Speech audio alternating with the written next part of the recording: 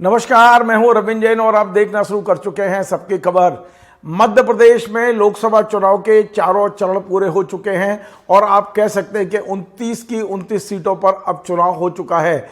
चुनाव के बाद पहली प्रेस कॉन्फ्रेंस की है मध्य प्रदेश कांग्रेस के अध्यक्ष जीतू पटवारी जी ने। आज जीतू पटवारी ने प्रदेश कांग्रेस कार्यालय में मीडिया को बुलाया और उन्होंने दावा किया है कि कोई बड़ी बात नहीं है कि मध्य प्रदेश में कांग्रेस दहाई पर पहुंच जाए, यानी कि 29 में से 10 सीटें जीतने की संभावना व्यक्त की है। हालांकि उन्होंने कहा है कि मीडिया तो ये कह रहा है कि हम 5 जीतेंगे 7 जीतेंगे, लेकिन आपको आश्चर्य नहीं होना चाहिए। जीतू पटवारी का कहना है कि हम 10 तक जा सकते हैं। उनका यह भी कहना है कि इस बार हमें मीडिया का काफ़ी सहयोग मिला है। कांग्रेस जो हताशा के माहौल से उभरी और कार्यकर्ताओं ने अत्यधिक मेहनत की। आज जीतू पटवारी ने अपनी प्रेस कॉन्फ्रेंस में आरोप लगाया कि मध्य प्रदेश में डॉक्टर मोहन यादव की सरकार आने के बाद यहां अपराधों में 25 से 30% की बढ़ोतरी हुई है। उनका यह भी कहना है कि तमाम सारे दलाल इस समय सत्ता के गलियारों में घूम रहे हैं। अगली जो प्रेस कॉन्फ्रेंस वे करेंगे तो सत्ता के गलियारों में जो दलाल घूम रहे हैं उनके नाम और फोटो भी जारी करेंगे, ऐसी बात कही है। लेकिन जब उनसे पूछा गया कि इतनी सब कुछ हो रहा है तो क्या आप मध्य प्रदेश के मुख्यमंत्री डॉक्टर मोहन यादव से इस्तीफा मांगेंगे, तो जीतू पटवारी का कहना था कि नहीं, हम चाहते हैं कि 5 साल यही सीएम रहे। लेकिन एक बात और भी उन्होंने कहा है कि उन्होंने स्वीकार किया है कि पिछले 4 चुनाव जो कांग्रेस हारी है वो अपनी भी गलतियों से हारी है। हम सिर्फ बीजेपी को दोष नहीं दे सकते या और को नहीं दे सकते, कांग्रेस की अपनी गलतियां हैं और अब वे उन गलतियों को सुधारने पर फोकस कर रहे हैं। ये तमाम सारी बातें उन्होंने जो कही हैं, आज मैं उनकी जो प्रेस कॉन्फ्रेंस है वो जस की तस सुनवा रहा हूं आपको। जो जो बातें उन्होंने कही हैं आप सीधा सुनिए, शुरू से आखिरी तक मैं आपको वो तमाम सारी जो सवाल जवाब हुए हैं वो भी मैं आपको सुनवाता हूं। आज जीतू पटवारी की पूरी प्रेस कॉन्फ्रेंस को आपको ध्यान से सुनना चाहिए। इंडिया गठबंधन और कांग्रेस पार्टी का जो विजन था, अरे नीचे दबा दी, जो हमारी पब्लिक से सामने हमारी भावनाओं को व्यक्त करने का माध्यम था, उसमें आपने खूब सहयोग किया, खूब मदद की। और मैं मानता हूँ कि जैसी हमें आशाएं थी उससे बढ़ चढ़ कर मैं सबका आपका आभार और आप सबका मैं स्वागत करता हूँ। चूंकि लोकसभा के संदर्भ में देश में अभी चुनाव चल रहे हैं और मध्य प्रदेश के 4 चरणों के चुनाव एक तरह से कंप्लीट हो गए। तो जिस तरीके से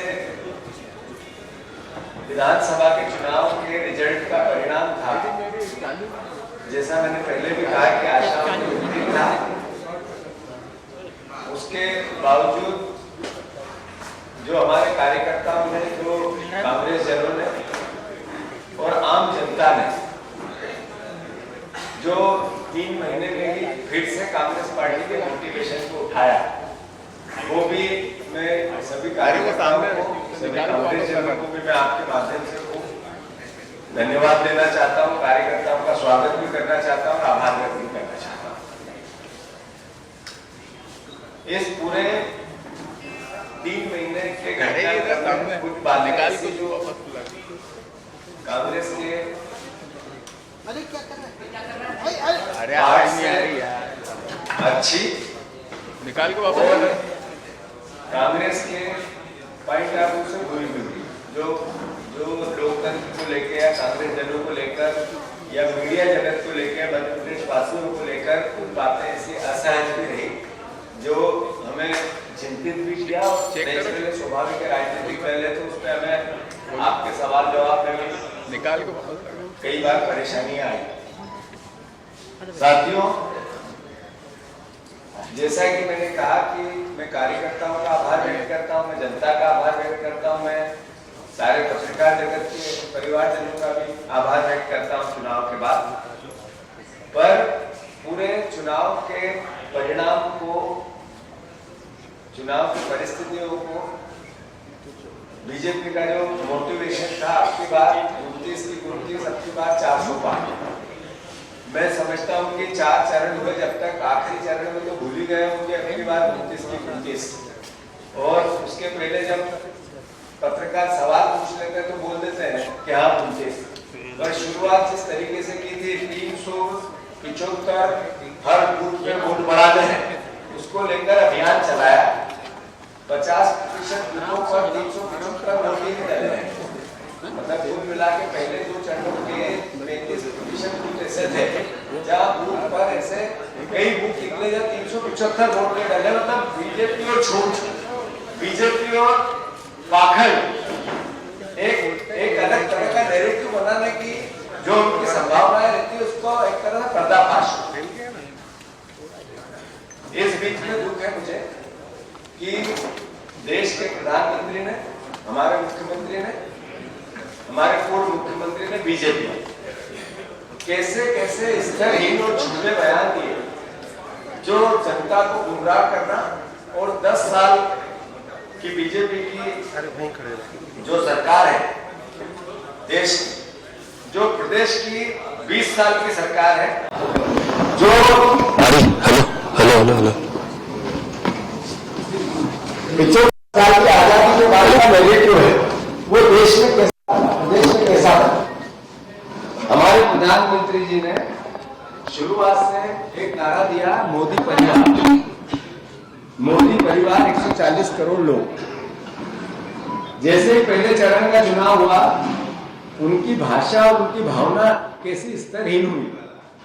देश के प्रधानमंत्री होते हैं पार्टी के, विरोधी दल के या एक दल के नहीं होते हैं। तो ऐसे में चूंकि देश के प्रधानमंत्री तो हमारे भी प्रधानमंत्री हैं, तो मोदी जी ने जो 5 न्याय कांग्रेस पार्टी की गारंटियां थी, 25 और 5 न्याय थे, उसको लेके कहा कि कांग्रेस आपके मंगलसूत्र छीन लेंगे।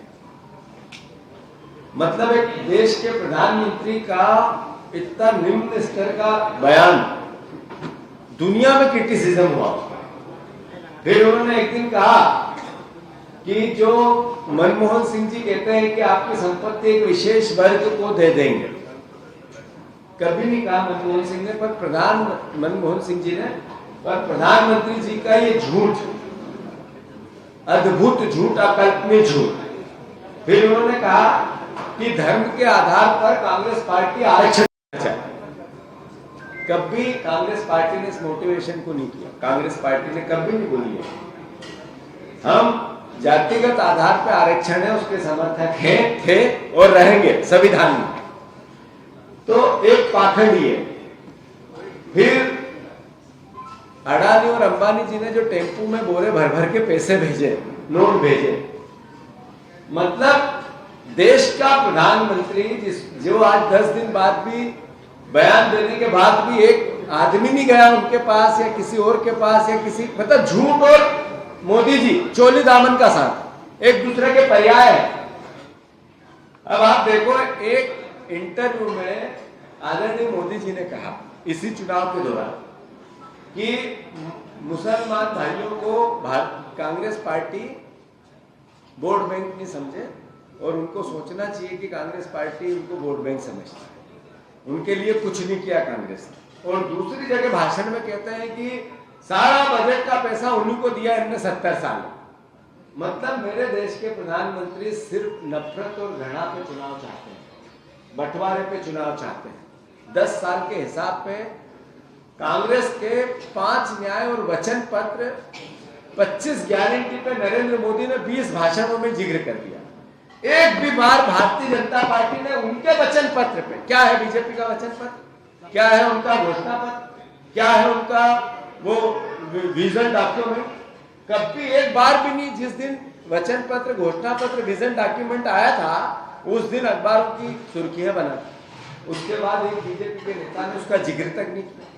इसका मतलब है उनके पास कुछ था नहीं। मैं इतना ही कहना चाहता हूं, इनके इसका असर नीचे भी हुआ। बीजेपी मोहन यादव जी गए तो उन्होंने कहा मुफ्त का अनाज लेते हो, वोट नहीं दोगे क्या? आदिवासियों, मुफ्त का तुम अनाज लेते हो, हमारी सरकार देती है, वोट नहीं। एक कितना अपमानित करेगा आदिवासियों को एक प्रदेश का मुख्यमंत्री। मतलब मुझे शर्म आती है कि हमारे प्रदेश में जो सबसे बड़ा आदिवासी प्रदेश है देश में, उसमें प्रदेश का मुख्यमंत्री, जो मैं बार बार कहता हूं पर्ची के मुख्यमंत्री है, 3C के मुख्यमंत्री हैं। ये क्यों कहना पड़ता है? ये इसलिए ही कहना पड़ता है कि उनके धीरे धीरे वक्तव्य इस स्तर के आते हैं। फिर शिवराज जी ने कल बंगाल में कहा कि हम मध्य प्रदेश में बहनों को 3000 दें। अभी 1250 है, अब 3000 की प्लानिंग। शिवराज जी ने पूरे चुनाव में मध्य प्रदेश में एक दिन भी नहीं बोला, ये बंगाल में बोला जाके। शिवराज जी, आपके हलक से विदिशा में ये बात क्यों नहीं निकली? अरे आपके मुंह से मध्य प्रदेश में आपने इतनी सभाएं की, वहां एक बार भी 3000 की बात हम चिल्ला चिल्ला के कहते रहे कि 5 गारंटी मोदी की थी, एक भी पूरी नहीं हुई। आज 4 महीने हो गए, न 2700 के गेहूं का दाम दिया, न 3100 के धान का दाम दिया, न 3000 बहनों को दिया, न 450 का गैस सिलेंडर दिया। आपने, मोदी जी ने जो बोला झूठ बोला, चाइना का माल मोदी गारंटी, ये हम बार बार कहते रहे, यहाँ नहीं बोले। मतलब कुल मिला के झूठ के आडंबर पर चुनाव लड़ने की जो प्रयास था इनका, ये अद्भुत और अकल्पनीय फेल्यूर मध्य प्रदेश में हुआ है भारतीय जनता पार्टी का। जब परिणाम आएंगे आश्चर्यचकित आएंगे। कई पत्रकार लिखते हैं, कई परिवार के लोग भी बताते हैं कि कहीं 2 सीट आएगी, कोई 5 सीट आएगी, कोई 9 सीट आएगी, कहीं 11 भी हो सकती है। बीजेपी की 29 तो नहीं, अब यार 5-7 तो कांग्रेस ला सकती है। ऐसी बातें अखबारों में भी, आप लोगों की बातों में हम सुनते रहे। 3 महीने पहले इतनी बड़ी हार के बाद मेरे कांग्रेस के कार्यकर्ता नेताओं ने एकजुटता से जो प्रदर्शन किया, आश्चर्यचकित परिणाम निकले। और मैं मानता हूं ऐसा कि हमारी डबल डिजिट में यहाँ की लोकसभा सीट भी निकल जाए तो बहुत आश्चर्य में समझिए और मध्य प्रदेश की जनता भी नहीं समझे। पर हम विपक्ष में, हमारा दायित्व है, ये चुनाव आए, हमने चुनाव की प्रोसेस पूरी की। अब हमारा दायित्व है हमारे संगठन को स्ट्रेंथन करना, हमारी विचारधारा और आइडियोलॉजी पे काम करना। हमें अब आवश्यकता है कांग्रेस पार्टी को कि अपने 3-4 बार हम चुनाव हारे, इसका मतलब हम सारा दोष बीजेपी को नहीं दे सकते। हमारी भी कमियां हैं, उनको भी सुधार करना और उन पर काम करना। पार्टी में क्या कमी है उसको निर्धारित करना और उसके सुधार के लिए प्रयास करना। तो मैं मानता हूं उस पर काम चालू है और बहुत जल्दी बहुत अच्छे परिणाम कांग्रेस पार्टी के वर्करों को, मीडिया जगत के साथियों को मिलेंगे भी से। पर मैं इस अवसर पर, चूंकि हम विपक्ष में हैं, मैंने जैसा कहा था कि मोहन यादव जी 3C के मुख्यमंत्री हैं, जिस मूल भावना को लेकर प्रेस कॉन्फ्रेंस बुलाई गई है उसको मैं आप लोगों के बीच में बताना चाहता हूं। मैंने पिछले 3 महीने में 5 पत्र लिखे मुख्यमंत्री जी और ये कहा कि मुख्यमंत्री जी, आपके पास कोई रोड मैप है, कोई योजना है ऐसी जिससे आप क्राइम रोक सके?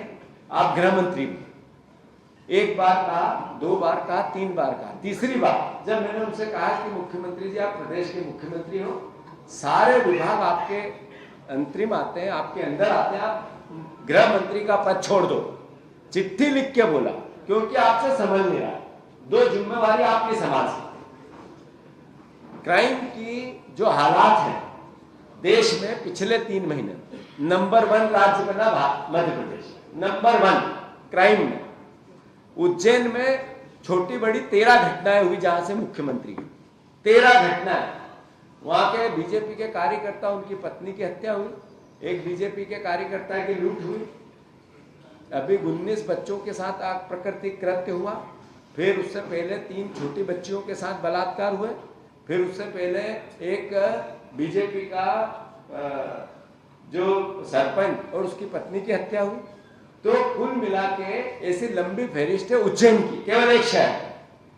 अभी कल एक स्कूल संचालक ने 8 साल की बच्ची के साथ जाति की और 8 साल वो पकड़ा भी गया, उसको पुलिस दबा रही थी।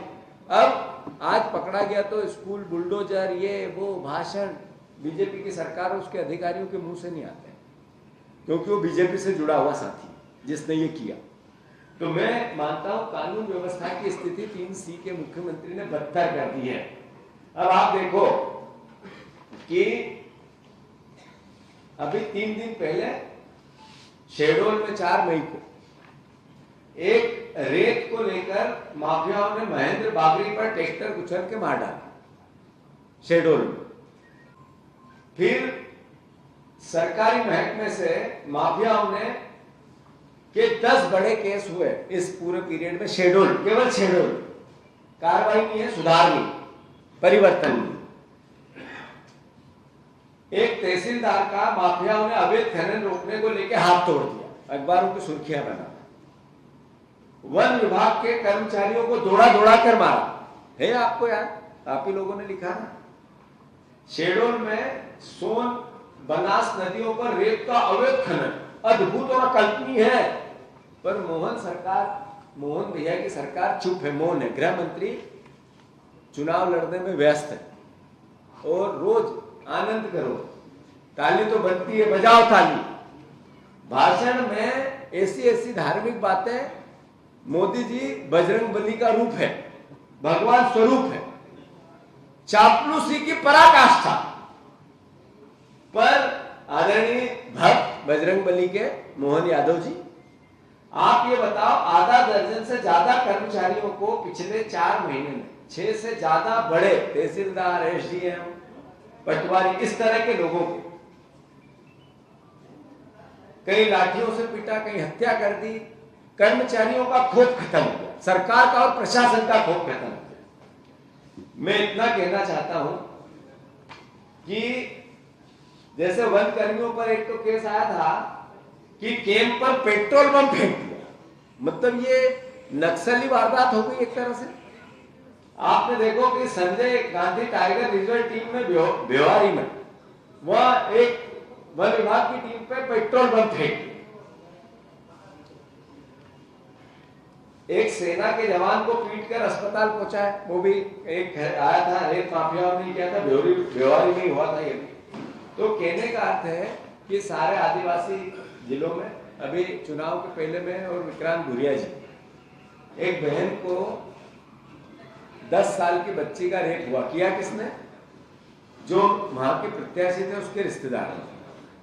हम केवल देखने गए गांव में, न बच्ची से मिले, न उसके पिता से मिले, न उसकी मां से मिले, न उसके भाई से मिले, किसी से नहीं मिले। पास्को एक्ट में मेरे पे एफआईआर कर, मतलब पराकाष्ठा कितनी भयंकर है। आप आवाज मत उठाओ, जो बलात्कारी है वो आनंद में है, जो अपराधी है वो आनंद में है। आप मिलने जाओगे तो आप पे पास्को में, कितनी बड़ी घटना है। एक प्रदेश के एक पार्टी के विपक्ष का मुख्य दल, उसके अध्यक्ष पे पास्को में केस लगा। मोहन भैया गृह मंत्री है हमारे, मैं मानता हूं कि अद्भुत अकल्पनीय है और कानून व्यवस्था बहुत। एक आईएएस को भी ट्रैक्टर से कुचल के पहले इन्होंने कर दिया था। अंतोगत्वा में एक लिस्ट जारी कर रहा हूं, जो इतने दिनों में कितने केस हुए मोहन भैया के राज में, क्राइम के। और जैसा मैंने उज्जैन में भी मॉर्निंग वॉक करते करते एक व्यापारी की हत्या कर दी, 3 दिन पहले की कहानी है। तो कहने का अर्थ ये,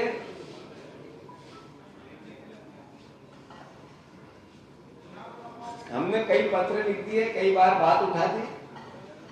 एक केस आया था कि जीएसटी देनी पड़ेगी, अवैध वसूली। एक थोड़े दिन पहले ग्वालियर या कहीं आया था केस। अभी जबलपुर में गोलियां चलाते हुए एक वीडियो आया था। मतलब कहने का ओएसडी बनकर गए, मुख्यमंत्री के ओएसडी। थोड़े दिन पहले एक केस आया था मुख्यमंत्री के ओएसडी, जिन्होंने 20 लाख रुपए की ठगी की 6 अधिकारियों से, बैंक खातों में ट्रांसफर करवा लिए सीधे। टीकमगढ़ निवाड़ी में सक्रिय थे, टीकमगढ़ निवाड़ी में। तो कैसा गृह मंत्री है हमारा। कुल मिला के कहानी ये है,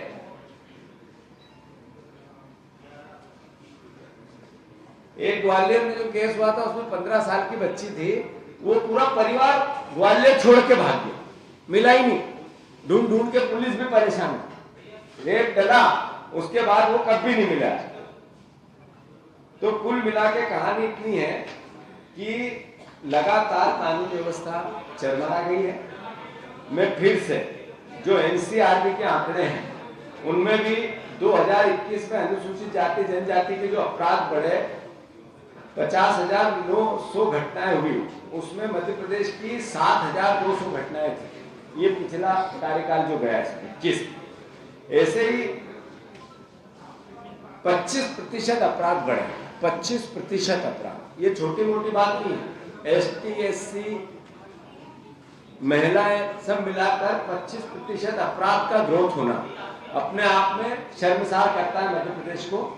तो मैं मुख्यमंत्री जी से अनुरोध सिर्फ इतना करना चाहता हूं कि आप कर्ज ले रहे हो, कर्ज पर आनंद कर रहे हो। आपके राज्य में क्राइम बढ़ रहा है, क्राइम के साथ साथ करप्शन बढ़ रहा है। तो जो हमारे 3C के मुख्यमंत्री से हमारा आग्रह है, या तो एक भी आपने मीटिंग नहीं ली कानून व्यवस्था को लेके, कभी हमने अखबार में नहीं देखा कि डीजीपी को या पुलिस के आला अफसरों को या प्रशासन के आला अफसरों को आपने कानून व्यवस्था को लेके बुलाया। तो मुख्यमंत्री जी संज्ञान में लें इन अपराधों को, इन बहनों की असमत को, ये बढ़ता हुआ लगातार अवैध वसूली को। कहीं ऐसा नहीं हो जाए कि एक दिन अपहरण की घटनाएं होने लगे और जैसे पकड़ होती थी, फिरौती होती थी, उस तरह का प्रदेश तो हमारा नहीं बन रहा है। और एक विशेष वर्ग जो मैंने बार बार कहा, पूरे प्रदेश में सक्रिय हो गया, पूरे प्रदेश में, कि हमारे रिश्तेदार है मोहन यादव जी, हमारे परिवार के मोहन यादव जी, हम ये ट्रांसफर करवा देंगे, हम ऐसा कर देंगे, ये आपका टेंडर करवा देंगे। तो मुख्यमंत्री जी, इस पे आपकी छवि पे भी असर आया। जो कर्मचारी आपने 3-4 अलग अलग तरह के दलाल हर विभाग में भेज दिए हैं, कोई परिवहन विभाग का दलाल काम कर रहा है, गलियारों में बात होती है उसकी, मीडिया जगत में बात होती है, कोई गृह विभाग के अंतर्गत ट्रांसफर में दलाल घूम रहे हैं जो पैसे लेके पोस्टिंग करवाने की बात करते हैं, कहीं हमारे जो रेवेन्यू विभाग है जिसमें मास्टर प्लान भोपाल का इंदौर का बनना, उसमें बहुत दलाल सक्रिय है। तो अल्टीमेटली ये दलालों की सरकार हो गई, ये क्राइम करने वाले माफियाओं की सरकार हो गई। मैंने कहा, एक दिन एक ट्वीट कर दिया था, किस शहर में कौन सा माफिया पनप रहा है, रतलाम में कौन सा पनप रहा है, इंदौर में कौन सा पनप रहा है। तो बीजेपी ने उस पर पलटवार किया कि ये छवि खराब कर रहे हैं। छवि तो तब खराब हुई थी कि राजनीतिक माफियाओं ने इंदौर के प्रत्याशी का अपहरण कर लिया। छवि तो तब खराब हुई थी आपकी जब एक खजुराहो और इंदौर में आपने एक मत डालने से वंचित कर दिया आम जनता, इतनी बड़ी जीत के बाद, इतने बड़े जनसमर्थन के बाद। तो मैं मानता हूं कि मुख्यमंत्री जी को जल्दी से कानून व्यवस्था को लेकर एक समीक्षा करनी चाहिए, एक व्हाइट पेपर जारी करना चाहिए। जो क्राइम बढ़ता जा रहा है, जो दलाल बढ़ते जा रहे हैं सरकार में, उनको लेकर भी बहुत जल्दी हम खुलासा करेंगे नाम समेत कि कौन कौन सा दलाल कहाँ सक्रिय है और कौन कौन सा अधिकारी किस किस दलाल के थ्रू काम कर रहा है, कौन कौन सा मंत्री किस किस दलाल के थ्रू काम कर रहा है, मुख्यमंत्री के विभाग के ऑफिस में कौन कौन से दलाल सक्रिय, ये बहुत जल्दी एक लिस्ट जारी करेंगे। तो मैं फिर से कानून व्यवस्था को लेकर प्रदेश बहुत गंभीर अवस्था में है। मुख्यमंत्री जी से आग्रह है कि उस पर सरकार स्पष्टीकरण दे कि 100 दिन के प्लान की बात करने वाली सरकार दिन पे दिन 100 दिन में और बदतर क्यों प्रदेश हो गया। धन्यवाद। हाँ, एक इनका सबसे पहले, इसके बाद मेरा ले ले। हाँ आप कर लो। दो सवाल है। एक सवाल ये है कि आज तक के इतिहास में जब से आजादी हुई तब से कभी नहीं लोग दूसरे पार्टी में लोग नहीं गए, इसकी जिम्मेदारी केंद्रीय नेतृत्व लेगा कि आप लोग? नहीं, मैं इसको लेके बार बार कह चुका हूँ, चूंकि चुनाव चले गए तो जाने वालों की पूछ परख समाप्त हो गई। मेरी चिंता तो ये है कि जो लोग गए वो आपके भी अच्छे परिचित हैं, मेरे भी बहुत सम्मानित हैं, अब वो एक दिन उनको स्टेज पे बिठवा देना बीजेपी के किसी, तो मैं आप पे मतलब मैं कृपा करके, तो ये जाने वालों की जो दृढ़ता जिसमें नहीं है, विपक्ष में रह के आइडियोलॉजी की जिसमें क्लियरिटी नहीं है, जो सरकार के साथ रह के सुविधा भोग के अपने और अपने परिवार का जीवन यापन करना चाहता है, वो विपक्ष में काम कर ही नहीं सकता। धन्यवाद, वो चले गए। मेरा इसी से जुड़ा हुआ सवाल है जी, पहले अजय सिंह जी ने इस बात की बहुत लड़ाई लड़ी थी कि जो लोग गए हैं पीठ में चोरा लौट के गए हैं उन्हें वापस ना लिया जाए, लेकिन कांग्रेस के नेता वीटो प्रयोग करते हैं और बाद में उन लोगों को बड़े सम्मान के साथ वापस लाते हैं। आपके कार्यकाल में कुछ ऐसा निर्णय होगा? और एक और सवाल, यदि आप मुख्यमंत्री सुरक्षित है मध्य प्रदेश में? नहीं, अभी रिजल्ट के बाद ये बात तो सुरक्षा और असुरक्षा करें। हमें तो इच्छा है कि मोहन यादव जी 5 साल अब मुख्यमंत्री बने रहे। मैं तो भगवान करे उनको कि बीजेपी उनको कभी बदले नहीं। मेरी तो अपेक्षा ये है, कांग्रेस पार्टी की इच्छा ये है कि मुख्यमंत्री जी अब 5 साल मोहन यादव जी बने। हम तो उनको शुभकामनाएं देते हैं। और पहला दूसरा सवाल बहुत गंभीर है आपका, जो कांग्रेस, मैंने अभी शुरुआत में कही थी ये बात कि हम हर बार बीजेपी पे तोहमत लगा दें और वो जीत गई तो ये कारण थे और अपनी कमियों को छुपा लें, ये कभी नहीं हो सकता है। 4 बार हम हारे हैं, इसका मतलब परिवर्तन हमें भी चाहिए, सुधार हमें भी चाहिए, कुछ व्यवस्थाएं ऐसी बने जो एक तरह से उदाहरण बने। तो जो लोग गए हैं उनके लिए क्या करना चाहिए, इस पर एक रणनीतिक फैसला भी करना है। और मैंने जैसा शुरुआत में कहा था, बहुत सी चीज़ें बदलाव के बाद थोड़े 1-1.5 महीने में दिखेगी। हाँ,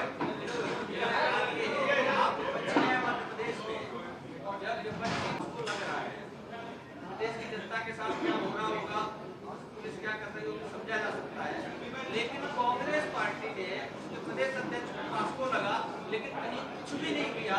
तो जनता ये कैसे लगा आपको कि कुछ भी नहीं किया? मतलब कानून की बात तो कानून क्या करना था आप बताओ, क्या इसमें क्या मुख्यमंत्री का घर घेर ले?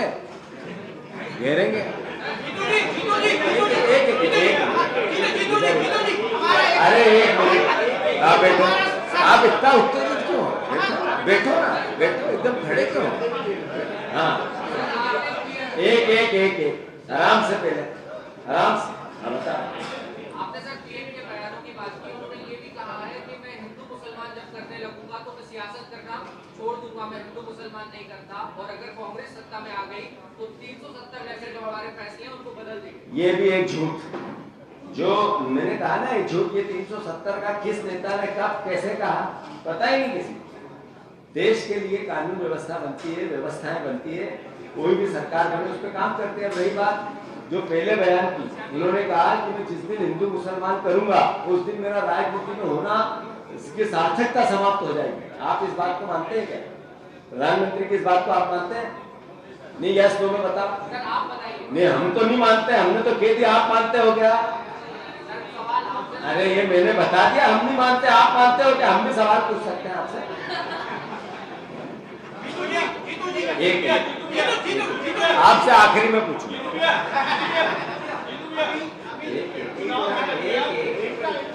एक मिनट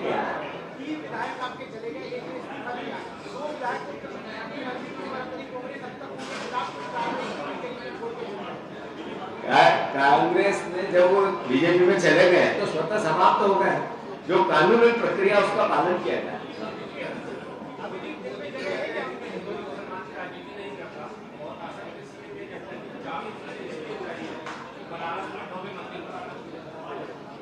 ऐसा है कि यही तो भारतीय जनता पार्टी इस 75 साल की आजादी के बाद देश में बहस क्या है, संविधान बचाने की, आरक्षण बचाने की, लोकतंत्र बचाने की, मीडिया के फ्रीडम को बचाने की, मत के अधिकार को बचाने की। एक तरफ प्रधानमंत्री जी भाषण अलग करते हैं, उनके नेता अलग करते हैं। देश में इस बार का चुनाव 60% इसी बात का है कि देश में संविधान बचेगा या नहीं बचेगा, लोकतंत्र बचेगा या नहीं। चाइना जैसा तो नहीं हो रहा है एक पार्टी का शासन, सरकारी मीडिया। रशिया जैसा तो नहीं हो रहा कि विपक्ष के नेताओं की हत्याएं होने लगी। इस तरीके से देश तो नहीं जा रहा। तो देश के प्रधानमंत्री जो बोलते हैं वो महसूस आप भी कर रहे हैं, मीडिया भी कर रही है, आम जन भी कर रहे हैं। और उसी का असर ये है कि देश में चुनाव के 1 महीने पहले तक बीजेपी ही आएगी। ऐसा व्यवहार तो आपकी बात 400 का। और अब अलग अलग जितने भी राजनीतिक पंडित हैं वो कहते हैं कि बीजेपी के आसपास आएगी, सरकार तो बन जाएगी पर 270, 80, 90 आएगी। ये क्यों कहने लगे? हम कहते हैं, राहुल गांधी कहते हैं 150 से 200 के अंदर रहेगी बीजेपी और पूरा इंडिया गठबंधन। पहले वो 400 से नीचे ही नहीं आ रहे थे, अब सरकार बनाने पे आए हैं। एनडीए पूरा। तो मैं आपसे अनुरोध करना चाहता हूँ, परिवर्तन इसीलिए हो रहा है कि जो सवाल आपने किया ये देश और जनता के जहन में है।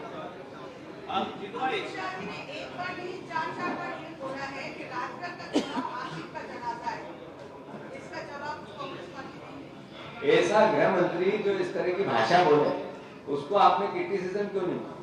ये आज जनाजा तो मुस्लिम भाइयों का लगता है, दिग्विजय सिंह जी तो हिंदू था, उनको कहते तो धंधे की बात करते हैं। इसमें अमित शाह जी को जितनी निंदा करो कम।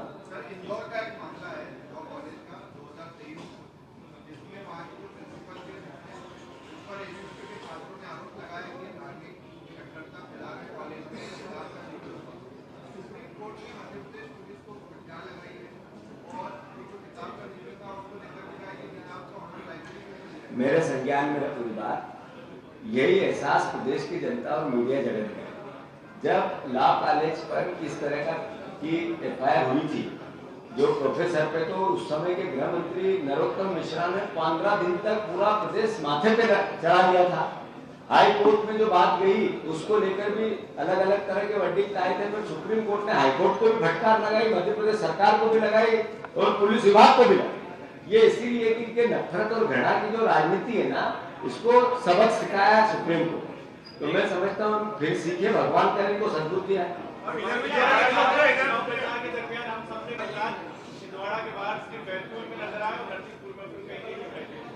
ये बात अब जब मैं कह रहा हूँ 2.5 के इसमें लोकसभा की सीटें आ रही है, पूरी पार्टी एकजुटता से कार्यकर्ताओं ने तो खराब दौर में चुनाव को इतना अच्छा उठा लिया और आप पुरानी बातों को लेकर पेड़ पड़े।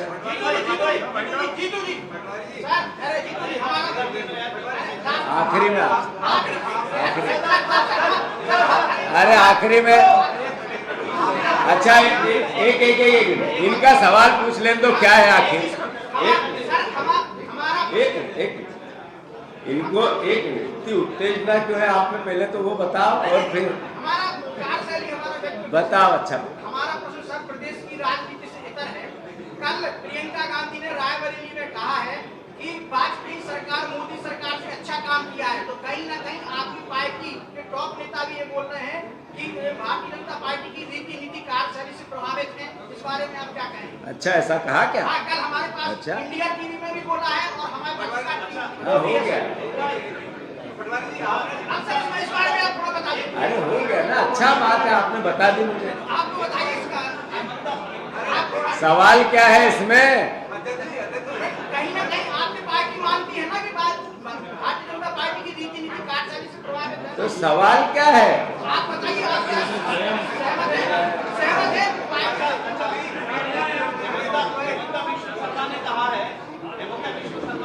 बहुत अच्छा सवाल। 300 प्लस ऑपरेशन जन्मभूमि पर 400 प्लस हो गए और योग्य भी वापस आएगा। हेमंत विश्वास शर्मा ये क्यों नहीं बता पाए अभी तक कि शारदा घोटाले में वो आरोपी थे, मुख्यमंत्री कैसे हैं? क्या लॉजिक है कि इस देश में नरेंद्र मोदी जी ने 10 साल में महंगाई को कम करने की बात की थी, बेरोजगारी को कम करने की बात की थी, करप्शन हटाने की बात की थी, जो देश का नैरेटिव था $5 ट्रिलियन की अर्थव्यवस्था की बात की थी, वो कहाँ है?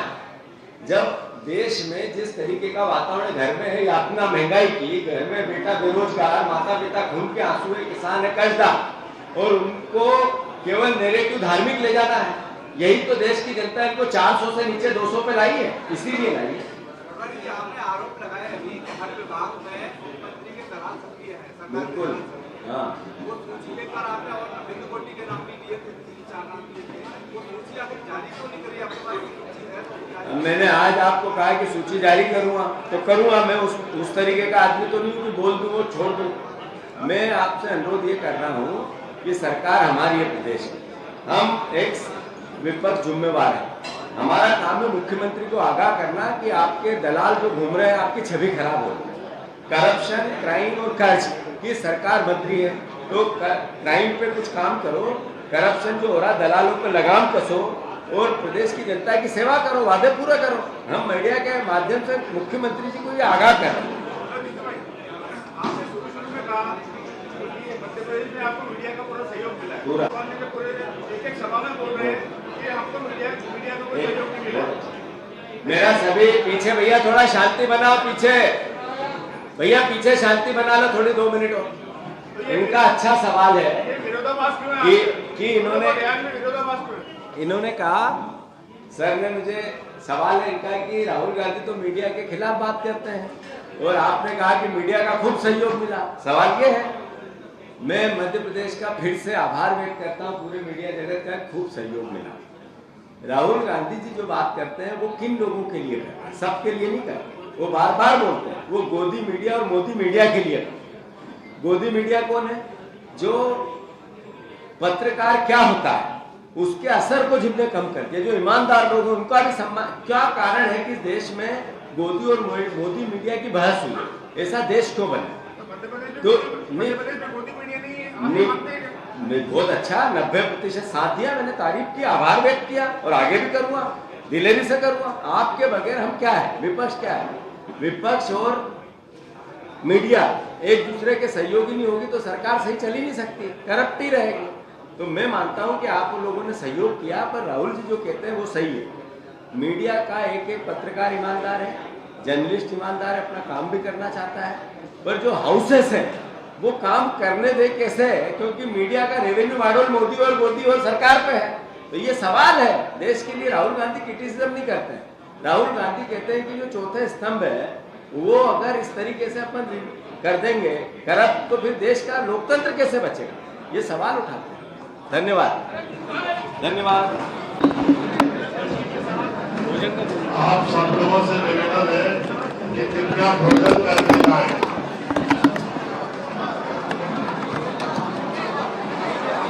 तो आपने सुना जीतू पटवारी की पूरी पीसीआई हमने आपको सुनवाई है। यदि आपको हमारा ये कार्यक्रम पसंद आए, आपसे निवेदन है कृपया इसको शेयर करें, लाइक करें, कमेंट करें, और हमारे इस चैनल को यदि आप यूट्यूब पर देख रहे हैं तो सब्सक्राइब करें, फेसबुक पर देख रहे हैं फॉलो करें, और इंस्टाग्राम पर देख रहे हैं तो भी आप हमें फॉलो करें।